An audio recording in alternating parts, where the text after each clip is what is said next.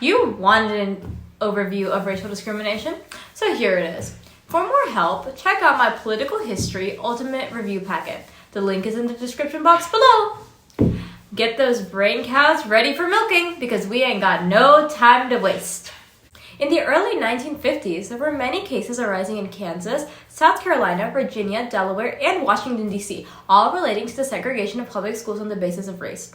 In each of these cases, African American students had been denied admittance to certain public schools based on laws allowing public education to be segregated by race. The case that came to be known as Brown versus Board of Education was actually the name given to these 5 separate cases. These students argued that such segregation violated the Equal Protection Clause of the 14th Amendment.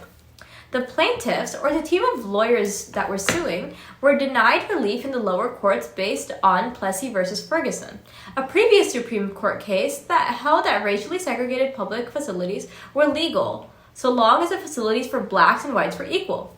This was known as a separate plus equal doctrine.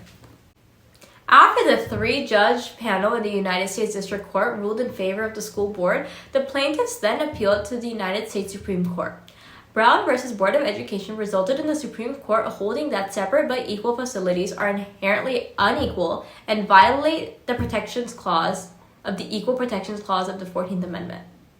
They reasoned that the segregation of public education based on race instilled a sense of inferiority that had a hugely detrimental effect on the education and personal growth of African American children.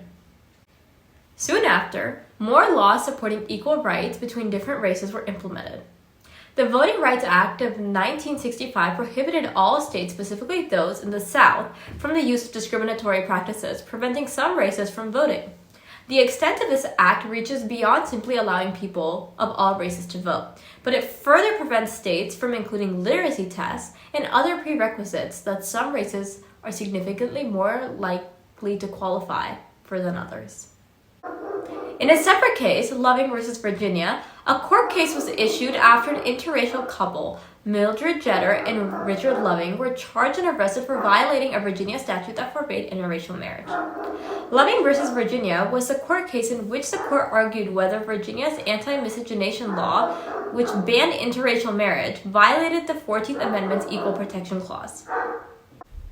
The court unanimously ruled that yes, this law was in violation of the Equal Protection Clause. Their reasoning was that the states cannot infringe on the right of one race to marry another, and was that Virginia's anti-miscegenation law did not serve a rational purpose under the Equal Protection Clause.